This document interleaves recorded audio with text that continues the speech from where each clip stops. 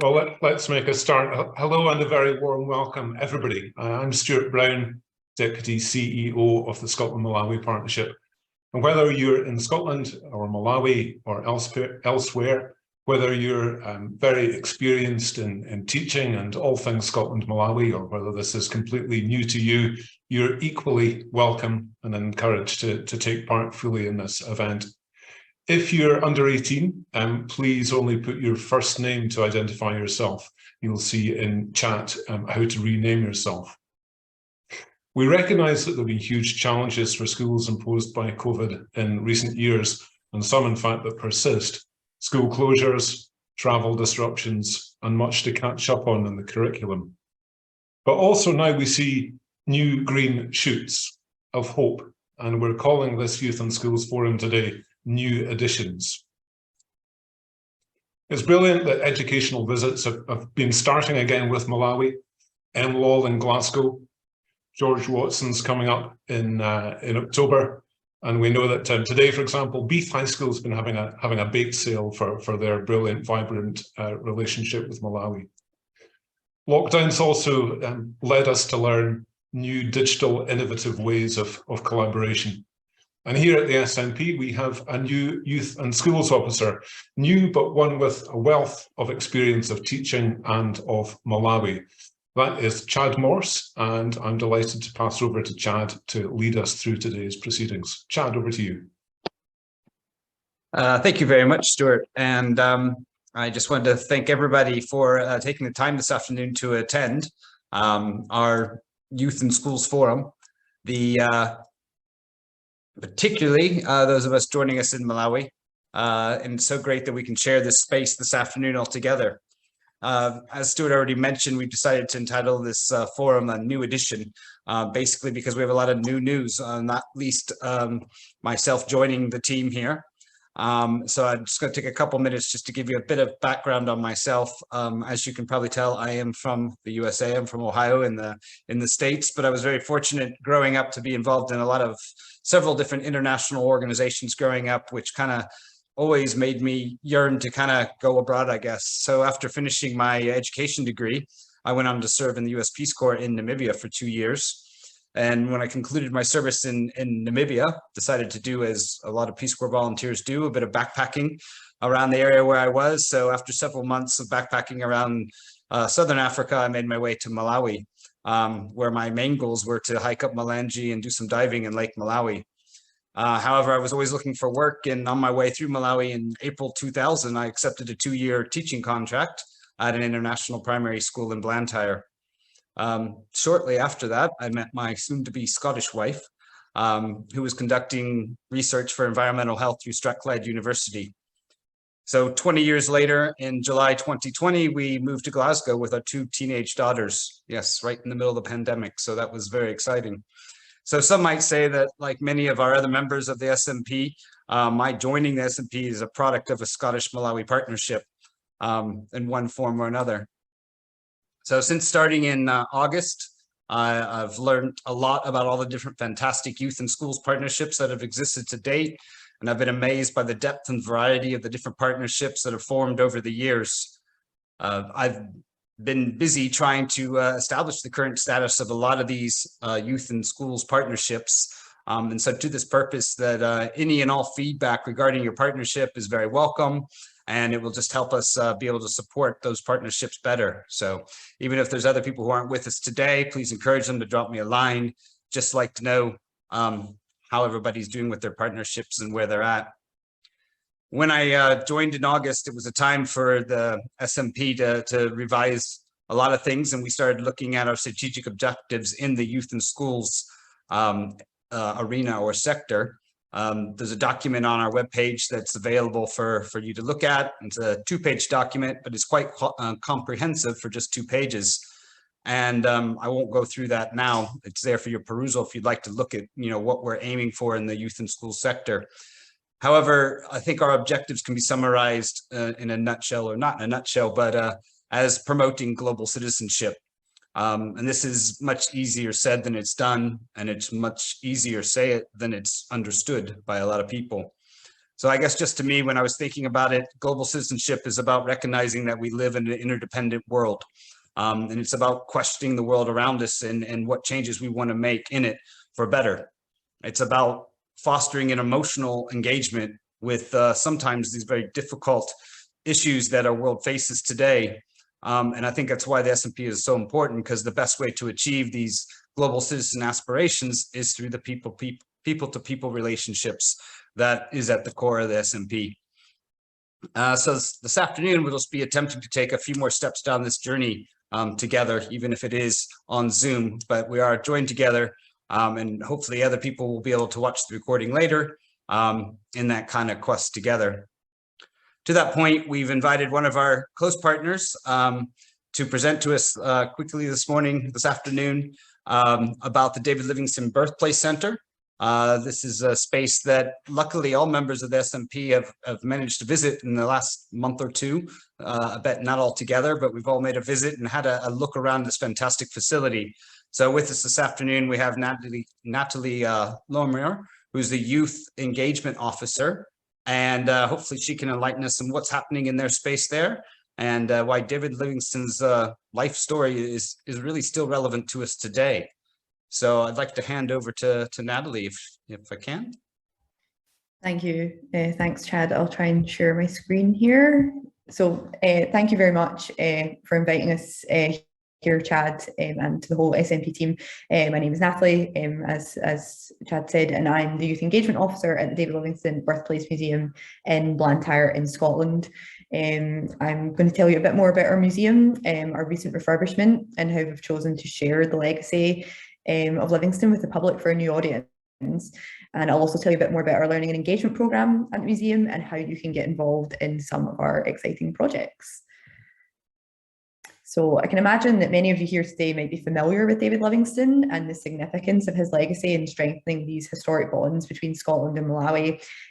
But for those of you who may not know, here's a brief crash course. So Livingstone's history was complex. He was a missionary, a doctor, a campaigner, an explorer, and a celebrity. His achievements have long been associated with the British Empire, and in his own lifetime, he was considered a tireless campaigner for the rights of people from the African continent. He was born to mill worker parents in Blantyre, Scotland in 1813, and travelled to Southern Africa as a Christian missionary shortly after obtaining his medical degree. His interest in the continent and its people kind of surpassed his skill in converting lots of people to his religion. And his best-selling account of his explorations, the book Missionary Travels, won him great celebrity status in Victorian Britain. He used this powerful position to draw attention to the horrors of the East African slave trade, which at this time British merchants were still profiting from. However, in his later travels, Livingstone often relied on traders of enslaved people for help and supplies, and kind of more so following his death, his calls for British intervention in the economies of Southern Africa were used to justify the problematic exploits of the British Empire. So Livingstone's life, therefore, has a lot to tell us about our own times, I feel, so about what it means to be a flawed campaigner while working towards a significant positive change. It speaks to us about celebrity and cult status, the power and the difficulties. His story sits at a really crucial turning point of history between the inhumanity of the international slave trade and the brutality of the British Empire. And, you know, ourselves, we're living through our own historical era with global inequality, the climate crisis on everyone's minds. And in the face of all of this, it might do us some good to take a closer look at our past. And that's what we aim to do at the Birthplace Museum. So the David Livingstone Birthplace Museum itself is housed within a tenement-style building where Livingstone was born in 1813 and where he lived with his family until his acceptance into university. Our category listed building was once home to the Blantyre Cotton Works, which was a large industrial textiles mill where Livingstone was employed from the age of 10 as a piecer.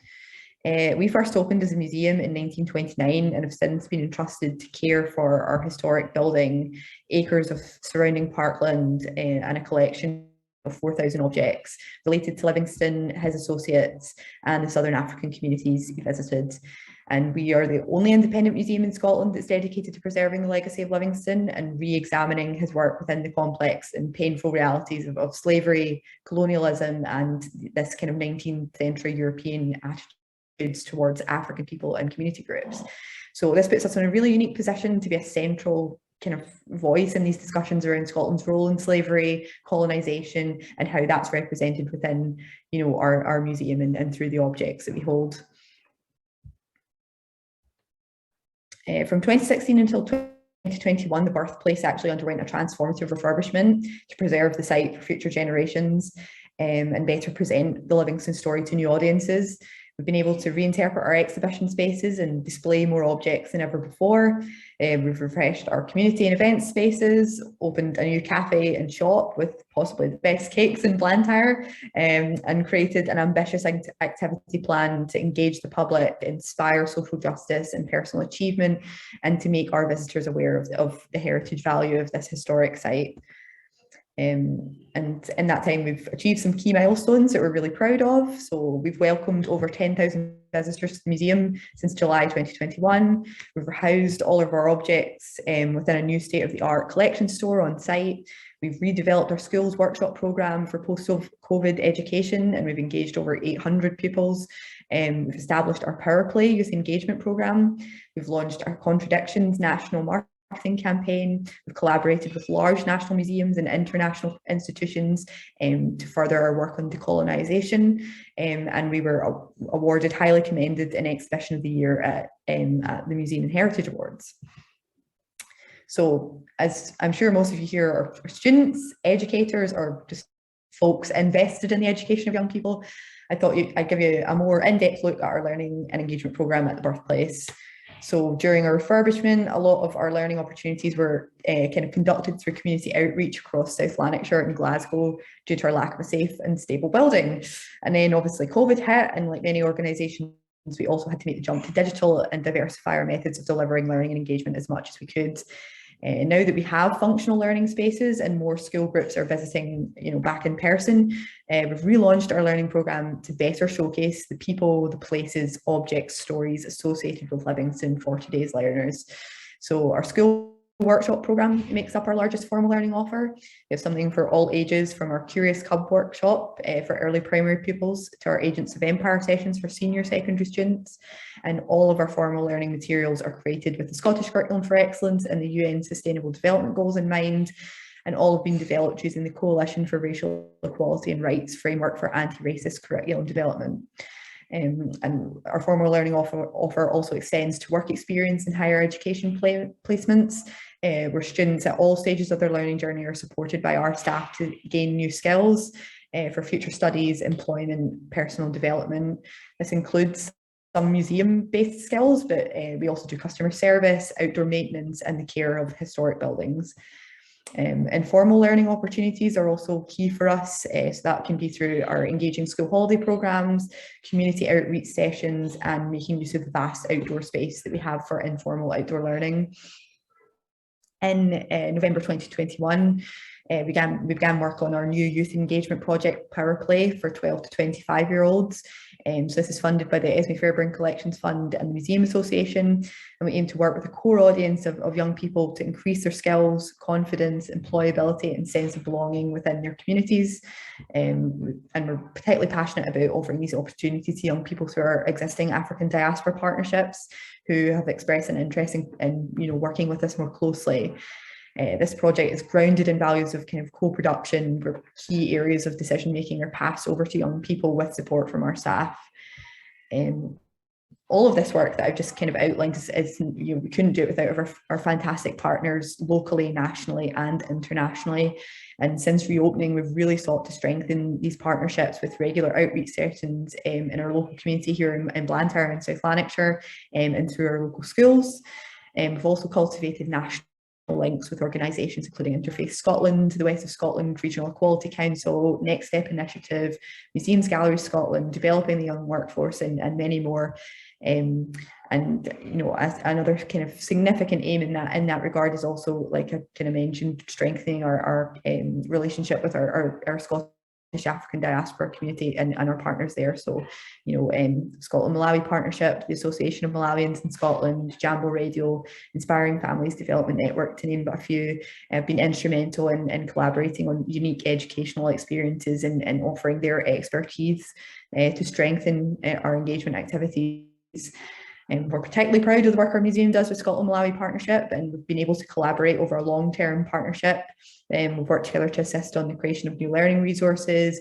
We partnered on a national lottery-funded school engagement project, and we also welcomed the Malawian presidential delegation to the museum during the COP26 climate conference with SNP's help. And that's just to name but a few. We're coming along to the AGM in November, and we're so excited to see more of you there and kind of be back in person to celebrate our partnership. So there's lots of ways to get involved with the work that we do at the David Livingstone Birthplace, and we'd love to welcome some of you also to the museum and to future events. For the young people in the room, please do join us as part of our youth engagement project, Power Play.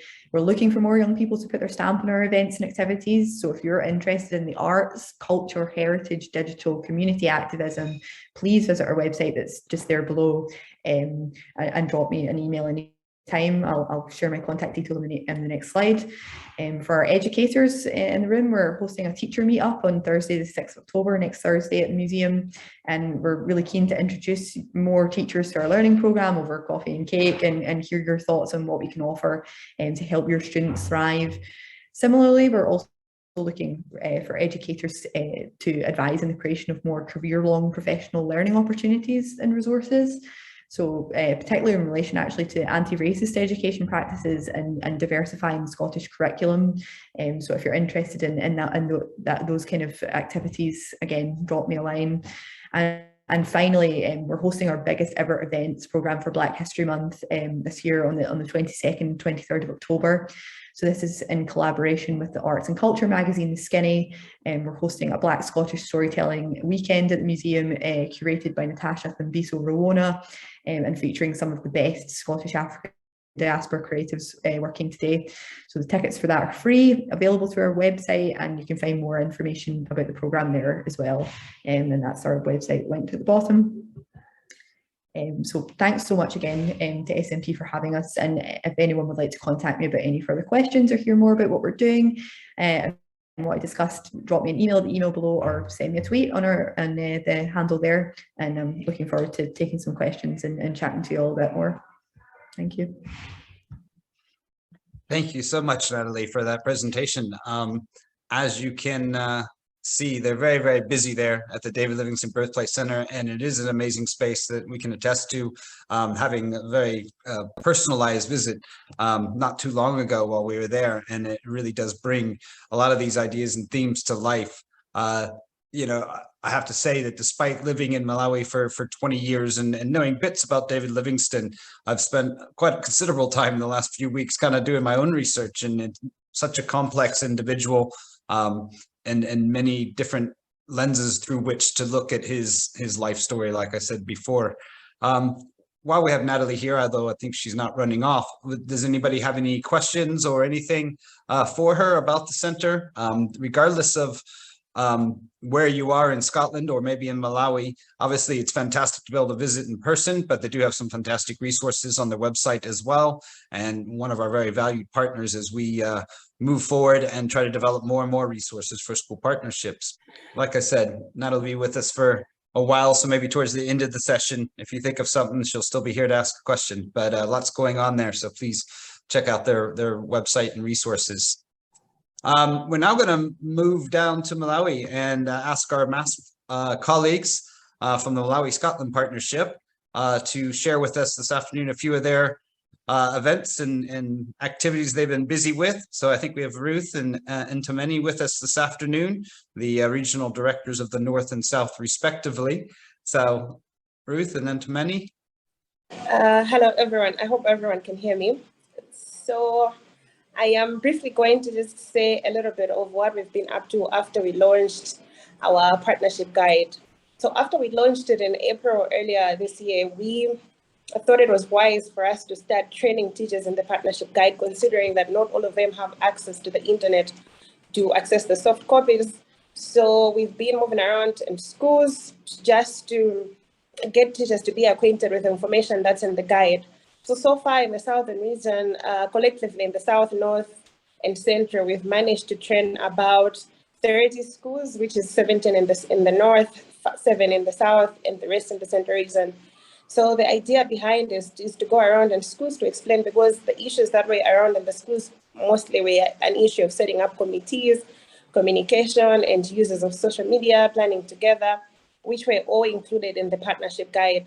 So we've been moving around the schools just to help teachers set up these committees. And so far, things are going on well, because in the trainings, we were involving both partnership leads and also committee members, just to make sure that the information is also passed on directly. When they go back to the schools, all they have to do is set up the committees. So we also plan on doing the same further in other districts, because we only did this in Tiolo, here in Blantyre, and we plan to extend it further to other districts at Chikwawa, Zomba, so that all teachers are able to have the same information that we want to spread out on the partnership guide. So that's briefly just what we've been up to on the partnership guide. And Mtameni is also going to share a little bit of the things that he encountered during the partnership guide, and also the upcoming projects on the Livingstone tour that's about to take place here in Malawi. Thank you. Thank you so much, Ruth, for that update. In the north, as had already been alluded to by Ruth, we managed to train about 10 teachers from 7 schools on the partnership guide. And mostly, as Ruth had said, it was just about making sure that the partnerships are more sustainable, just going through strengthening of the partnership committees. So I think it was quite a great experience, and we're looking forward to, because that was just in Zuzu, and we are planning to go to Nkatabe and other northern districts to continue doing this work. So on the Dr. David Livingstone Trail, I think there's been already much that had been said. I had actually planned to do a bit of an introduction on that, but I think it had already been done justice by the speaker that previously spoke before us. And so in Malawi, we're currently planning to do a Dr. David Livingstone Trail. The whole purpose of the trail is just to honor those sites that Dr. David Livingstone visited while he was in Malawi, especially those sites that he was involved in the abolition and signing of treaties to stop the slave trade that was taking a toll on the native Malawians at that time. So luckily enough, today with me, we have, in this meeting, we have Mr. Mfune, who's also spearheading this trail, and I'll just invite him to just share a little bit about what is happening. Yeah, thank you very much to all members that are taking part in this particular meeting, a very important meeting. Indeed, I'm Matthew Mfune. I'm the Executive Director for Sunganizagwa Cultural Heritage Association. It's an NGO which is working on a number of cultural projects. But at the same time, over the past few years, we're working hand in hand with the Ministry of responsible for culture, trying to develop the concept on how we can develop all the sites that David Livingstone visited in Malawi, from the southern region, central, up to the northern region. We know that the relationship that is there now between a lot of Malawians and Scottish people, it all started with the coming in of Dr. David Livingstone. That's why, as an NGO on our part, we thought it's very important that we should first try to honor this particular great man for the role that he took in terms of bringing together. At the same time, because it has been a long time since he visited the process, it's about 160 years. Most of them are in the updated state, so that will be to renovate such particular places so that they are maintained for history and for the future generations. I'm happy that in the past few weeks, we are already talking with the David Livingstone Birthplace for a possible survey in the next few weeks. Then after that, maybe we're looking at how we can develop the whole project in all those sites. What happens is in some other centers, we might need just to put up something like an information center where people, tourists, they come to the area, the youth, they come to the area, they should be able to have some facilities where they can get that information under a stated particular structure. It might not be a brand new structure, but maybe we can just innovate some of the old duties which are not being used at the moment. At the same time, because some sites like Kota, where he took part in bringing together the safe trader Jumbe and plus the traditional authority leader of the area, we thought that particular place we need really to put up like a museum, because it's like a central place of whatever Livingstone did in Malawi.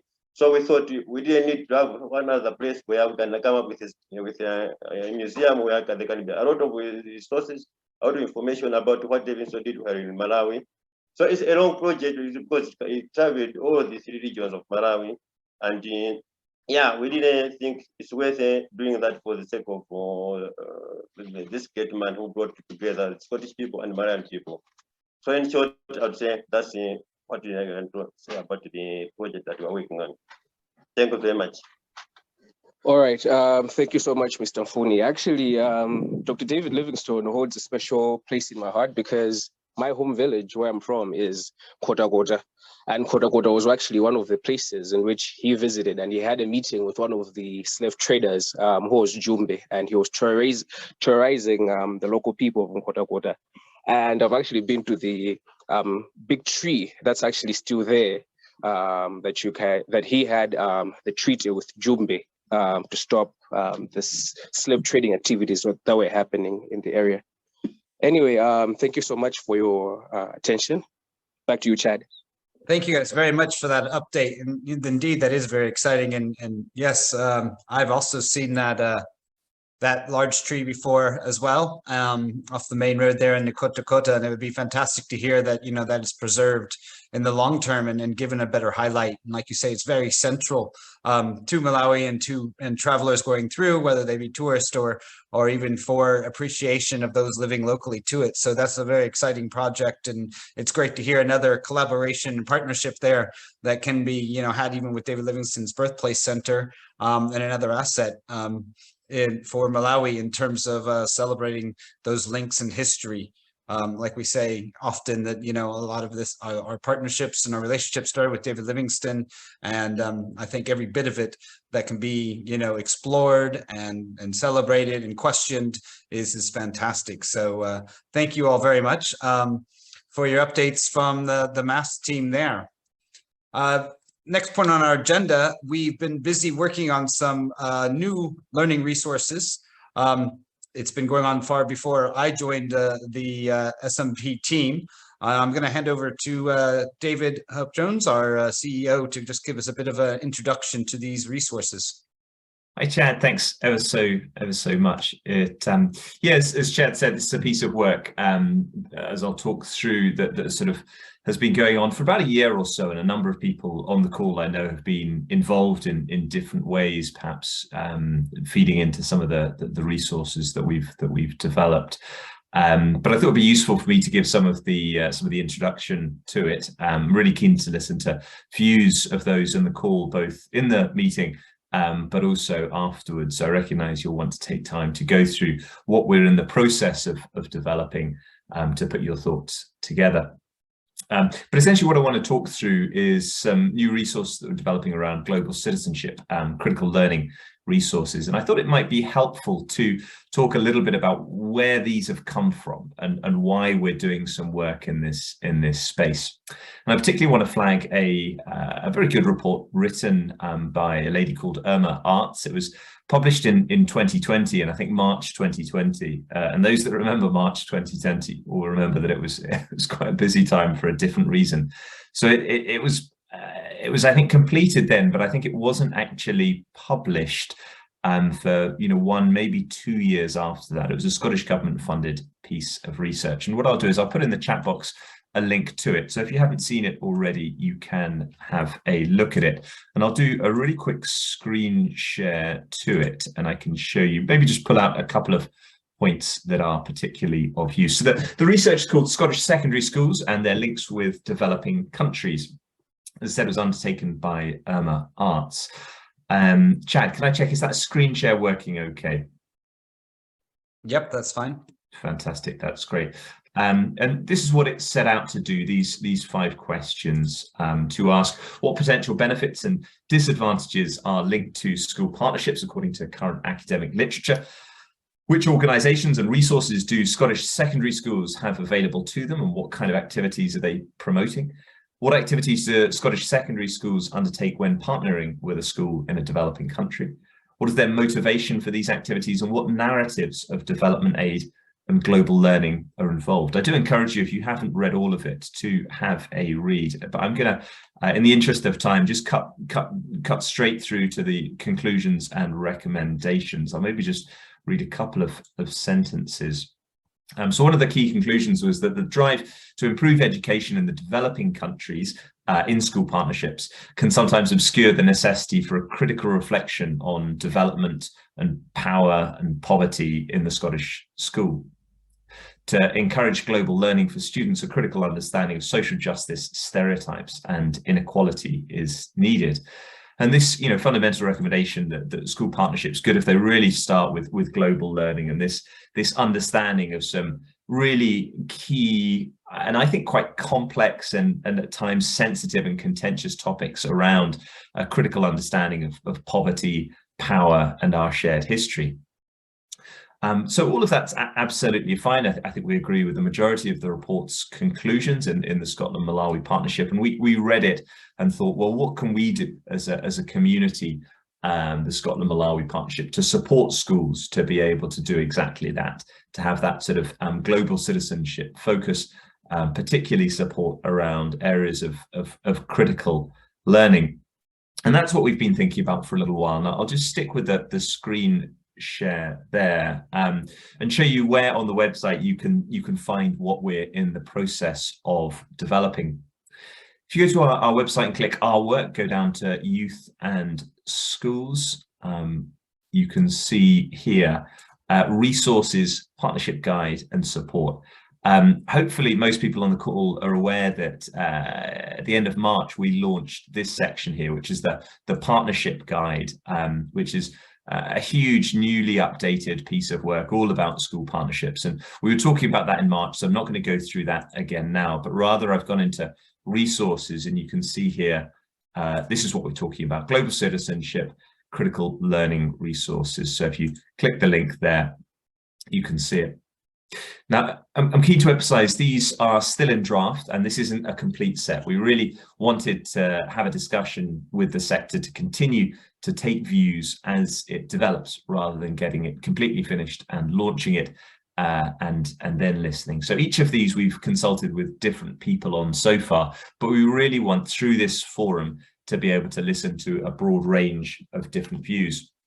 And probably the best way of me showing you is just to pick one of these, and I'll show you what it looks like on the inside. I won't do this for all of these, but I'll give you a sense of it. And this is publicly available at the moment. So this is a lesson on power and poverty and critical understanding. There's a 1-paragraph summary of what the lesson looks to achieve.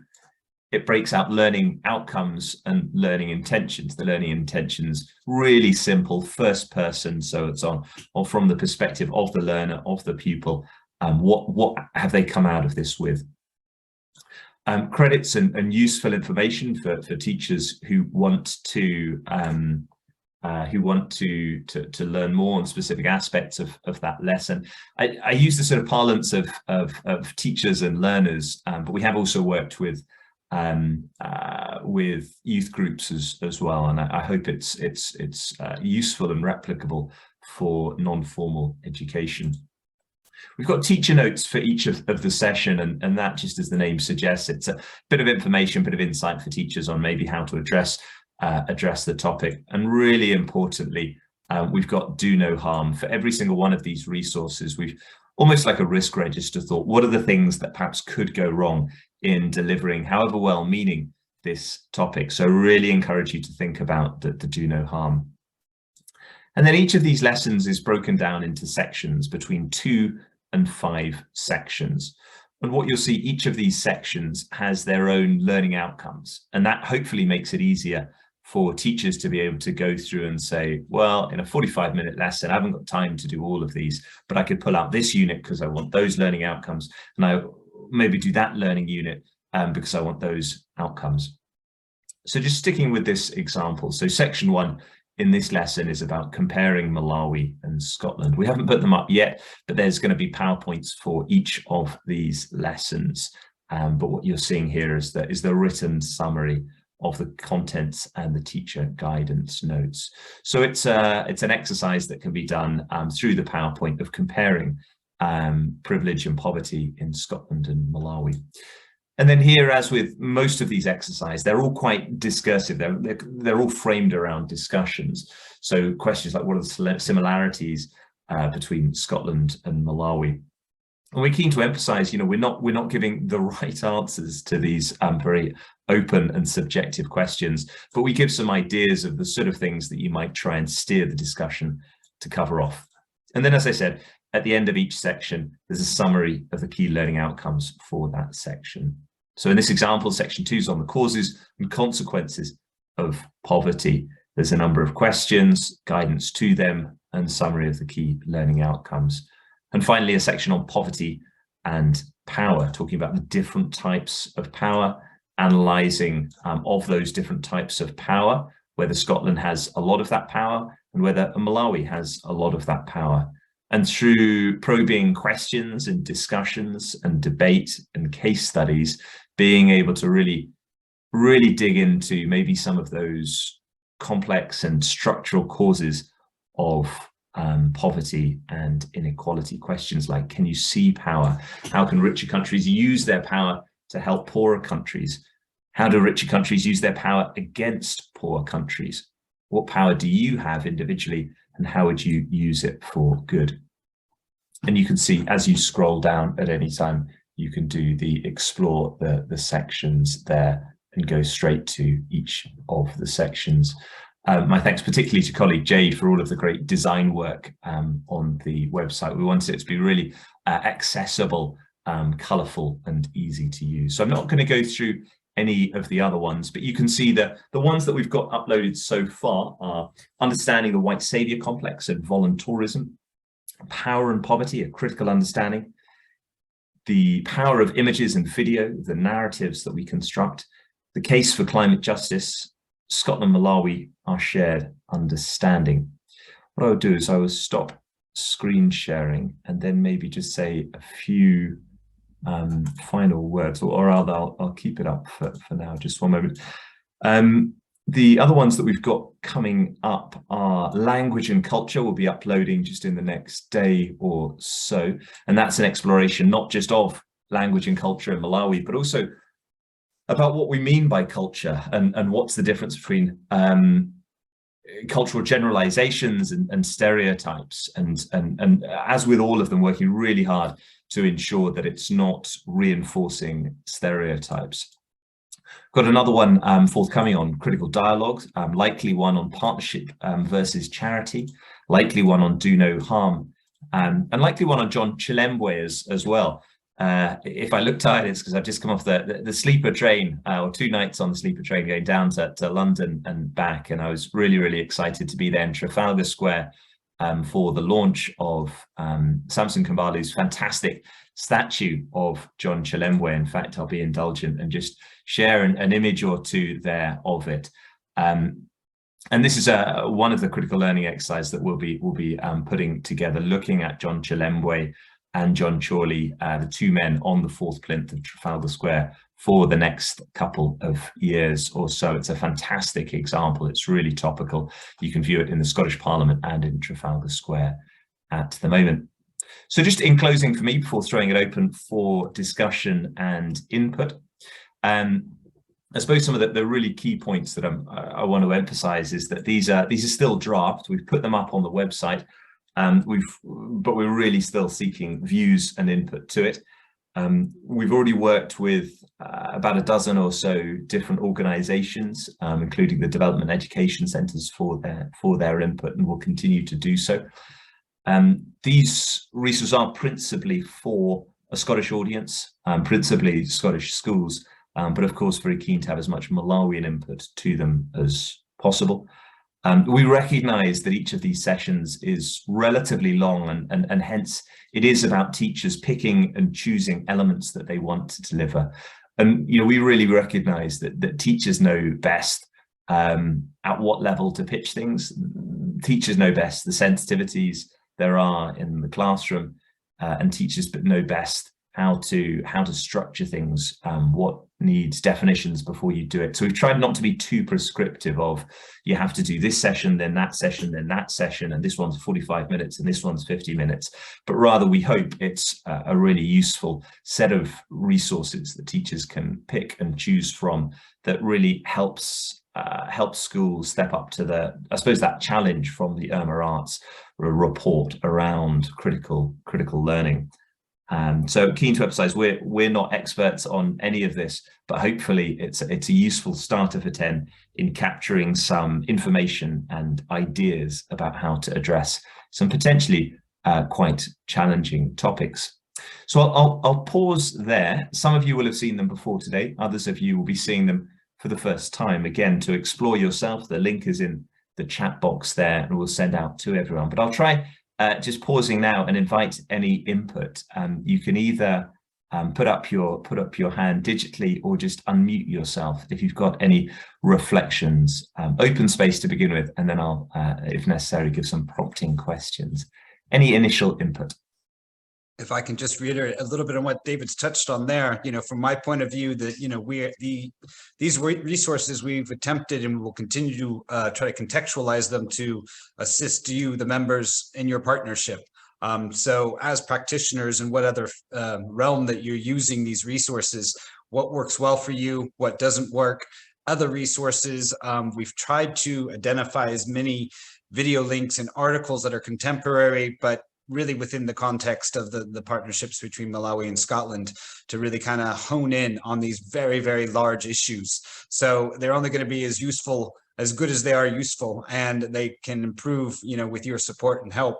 I think David has said it a couple of times, and we're not professing to be, I don't think there are any experts in any of these issues in these areas. What I think we're advocating is to begin the conversation, to start the discussion. And that's why you'll see there's lots of questions, and there's not always answers to the questions we put in the resources. It's between yourselves, your fellow partners, your students, to start discussing them. So like I said, I can just really highly encourage you to dig into them, whether or not you use them in a classroom setting or just have a look at them. Send us any comments, ideas, initial thoughts. It's all valuable to us. So please. Absolutely, Chad. Thanks ever so much. I have a question. Go ahead. And I'm sorry if I missed it. I'm in a car. Is the Ministry of Education working with you on this? I've just downloaded the 2 books and I'll share them around, but I'm wondering what Ministry of Education knows. I'm here because I used to work in schools for 6 years in Malawi. I've been there 25 years, and I really like what you guys do. Thanks. Thanks very much, and it's a great question. Yeah, absolutely. I mean, the principal audience for this is Scottish learners, but as I said, Malawian input is really key. We're very lucky that we've got a very strong relationship with the Minister of Education in Malawi, Honourable Agnes Nyalonje. She's lived with her family in Scotland and has previously served as a trustee, as a board member of our sister network, the Malawi Scotland Partnership. Honourable Nyalonje was there with us when we launched the practical guide back in March and fed into it, and so we have shared our sort of journey with her on these points. And when she was across for COP26, these are things that were briefly discussed with her. So we will continue to share. Both at a the sort of ministerial level, but also with officials, and particularly through MaSP with the Strand leader. I think that's an excellent point, and it's a good time to go back to the Ministry of Health. Great question. Welcome any other responses or thoughts either to that question or any other questions. Hi David, Fraser Boyd here, a teacher and Boys Brigade connection with Malawi as well. I had the privilege of reading one of the resources, the White Saviour one, just to give some feedback on it, and I think they're excellent. From what I've seen, I really recommend them to people. A thought that occurred to me there just while watching and listening was for sort of further review or comment, the EIS, the Teaching Union in Scotland, has quite a strong working group on resources for the, improving the diversity of the curriculum and indeed the teaching workforce. And the EIS does actually produce some educational resources for staff to use. They've produced a really good one about Palestine, Israel, for example. And I just wonder if possibly their working group on that might be somebody that could be, run their eyes over the material as well as it's published and as it's probably continually improved. Just a suggestion. Fraser, well, first off, thank you so much for your input on the white saviour one. I've read all of your input, and I can say fully agree with your suggestions, and we'll come back in writing fully. What we've done is we've tabulated all of the input we've had so far with a sort of a table with a column about what we're going to do in reply to each of the feedback and bits of ideas, and I can share that whole document with you, Fraser, and everyone that's fed back their thoughts. But we just wanted to wait to have this meeting before instigating those changes. But Fraser, your idea of working with the EIS is an excellent one. And here, as in many areas, I must profess my my ignorance that I don't know about the EIS. I'm sure Chad and other colleagues do, but that's a fantastic idea, Fraser. And perhaps, Fraser, if you were able to send across either a link to us or any contacts that you have at the EIS, that would be fantastically useful. We really want, as I think we've said all along, them to be used and useful. And so the more that we can connect up with other people, the EIS as well as the development education centres, the better. I see a comment in the chat bar from Natalie. Natalie, please feel free just to vocalise your comment should you wish to. Hi, David. It's good to see you. Just kind of reiterating what I've just said, I just think these resources are really excellent. And I know from kind of conversations that I've had with Chad recently when he's been out at the museum and when Jed was here as well, really hitting on these topics, I think are becoming more and more urgent to talk about within the curriculum, and certainly, I hope it really kind of reflects what we try and do at the museum, certainly, and I'm really looking forward to kind of signposting them as part of our kind of further resource packs that we send out, to those who have come for school visits or kind of made inquiries. I think, it's just that kind of perfect accompaniment, and I hope you get to, showcase these far and wide. Natalie, thank you so much for that positive feedback. And I've got to say that David Livingstone's educational resources really are outstanding as well. And as you say, the more that we can share each other's, the more useful we can be. But thanks so much for your involvement and that positive feedback. Keen to say we're not just, I'm very grateful for the positive feedback, but please do come back with, challenges or ideas of what else we could do, or critical questions ourselves. It is a complex area. I mean, maybe just to sort of facilitate, thinking in those ways. I'm keen with all humility and honesty to share, some of the challenges in developing these sorts of resources, particularly, the finding the right balances, the balance between the complexity and the nuance of certain subject matter and the real desire to get it right versus a desire to have something that's short enough and punchy enough that it is realistic that a teacher who are the busiest people on the planet will pick it up off a shelf and deliver it within 35 minutes or 45 minutes. There's no point us developing something that's 50 pages long, but equally there's no point creating something that is so simplified that it does an injustice to the complexities that are there. So really welcome any thoughts about that. How do we manage that balance?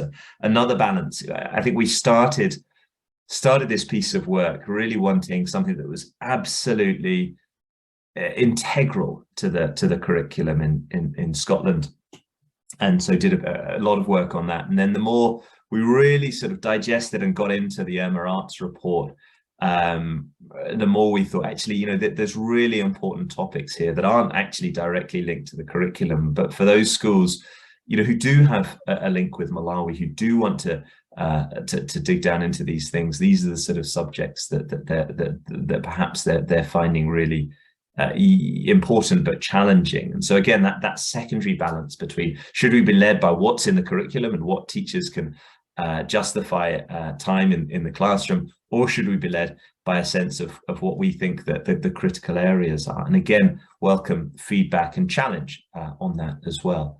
I won't bleed it out, but any other final thoughts? And of course, I appreciate you'll want time to look in greater detail and email us your thoughts. But please, if anyone else has any final input just now, please just unmute or pop up your hand.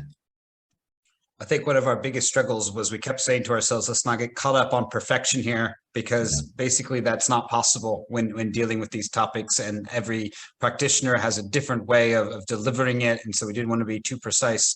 So personally myself, there's gaps in there and links that I feel can be stronger, but we wanted to get them out in the public area so that we could get that feedback from people that are using them. So, you know, obviously you'll need time to do that. So please, and not just from yourself, but if you find value in them, please pass them on. Like I say, we're writing them and trying to prepare them for our partnerships to make the partnership stronger, more equitable, just more vibrant. But we hope that they will have other uses, maybe in other organizations. So, and the more organizations that are, you know, working in this sector, the stronger that, you know, the resources will be. So thank you very much in advance for any feedback on that.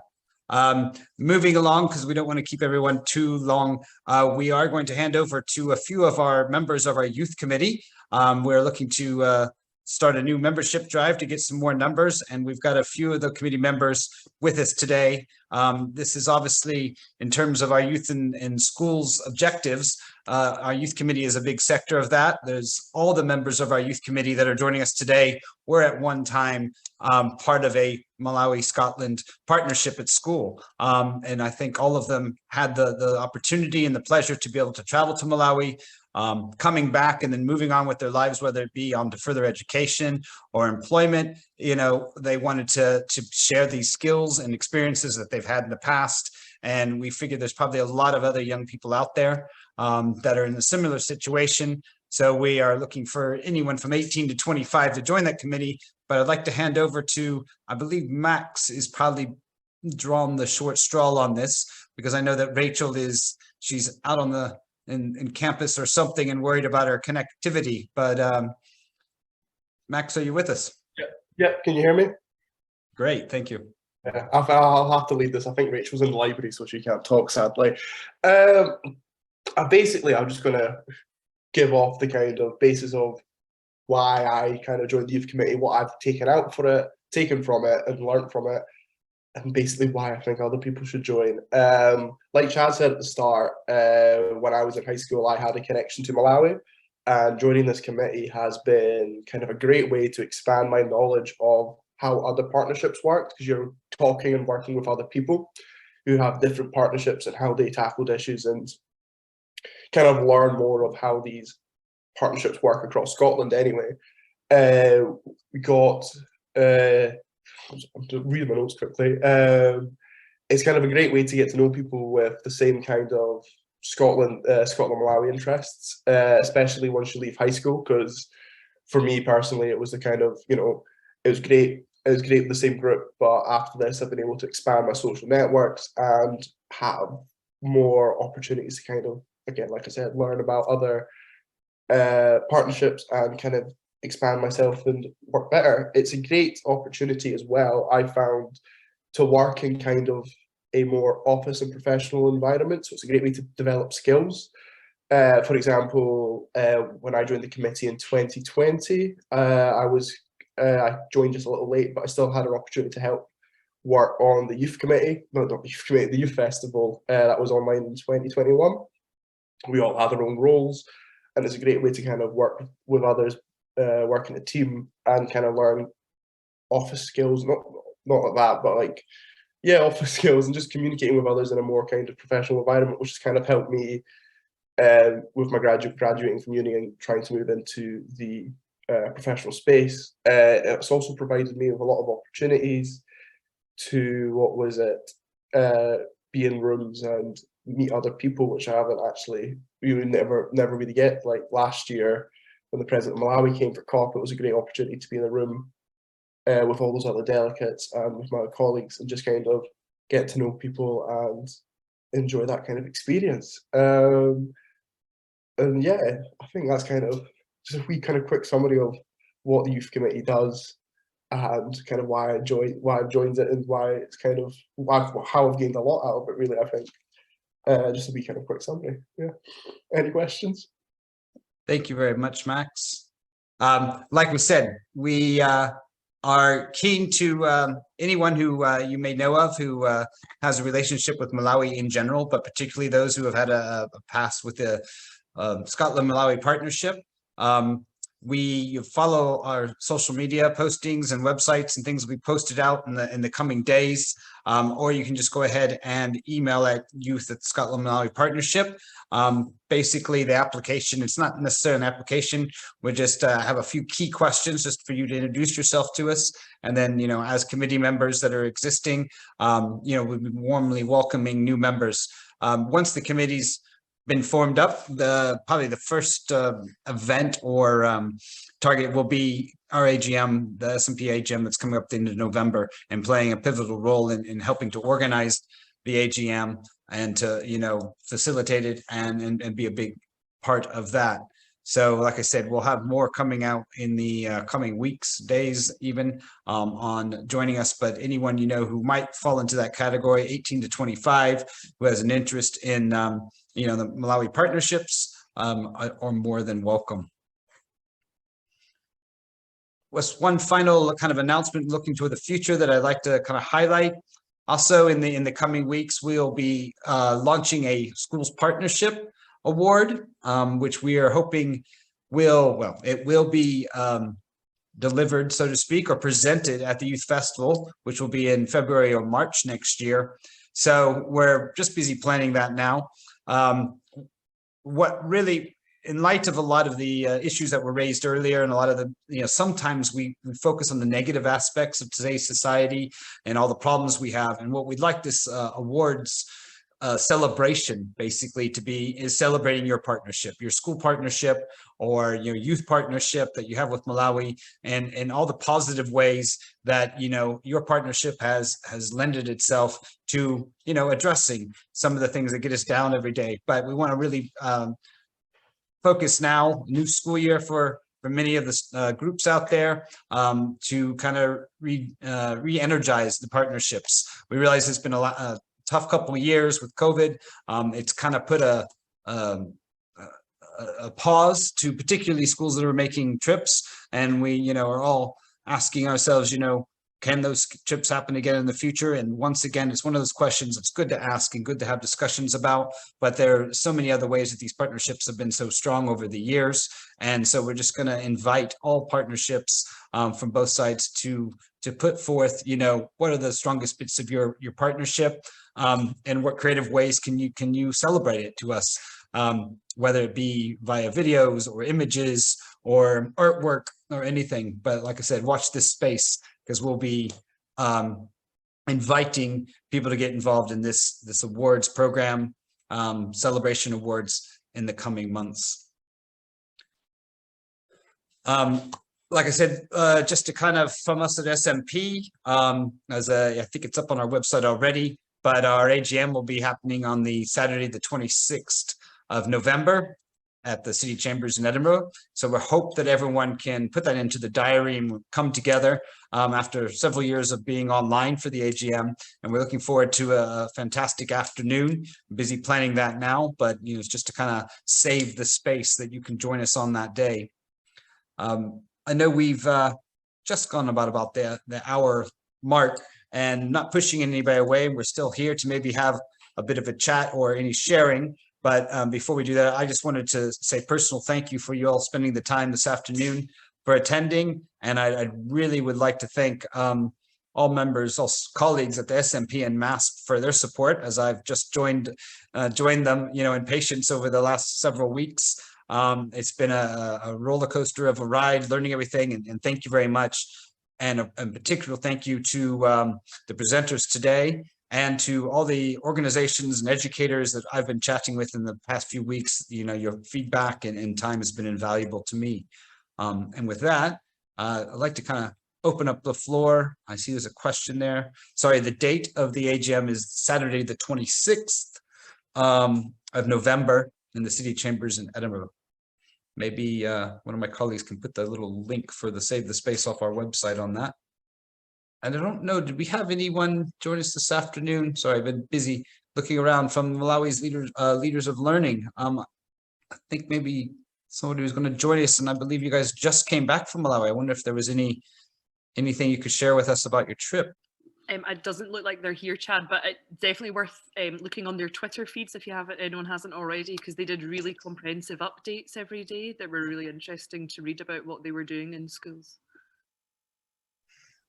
Yeah, I also managed to meet Dale and 2 others who were doing a training at a school called Blinded Girls. It was wonderful because they were doing trainings with teachers on leadership. So on the day that I met them, they had split up. So others were going to a different school, others a different school. So and targeting over 200 head teachers and teachers. And I think it was wonderful to see. It was just a brief discussion because I didn't want to take away time from the training, but I did manage to meet them briefly for just some 5 minutes. And we're hoping to create more partnerships because Dale is also at a school somewhere in Scotland, I just forgot the name, and is also keen to establish a partnership with a school from here. That's fantastic. So, yeah, and of course we're here on both sides to support any new partnerships. I'm quite keen to get involved in a new partnership now that we have the new partnership guide, and help support some schools go through that process to build new partnerships. And I know that from our colleagues in MaSP that there are plenty of schools looking for partners. So, and I saw that Sally, you managed to join us. I just wanted to once again wish your team good luck on your trip in the coming weeks. You must be very excited, and I know that it's very warm, getting very warm in Malawi. So yeah, I'm sure you'll enjoy the heat as we're cooling off here. Yeah, we're almost ready to go. We're packed and so excited. So yeah, 44 students and 9 staff. So fingers crossed all goes well. So yeah, we'll report back when we come back. Excellent. We're all and very hopefully jealous. we might have some students that are keen to join the youth committee. We'll promote it while we're away, and certainly have a look at the video links as well when we're there.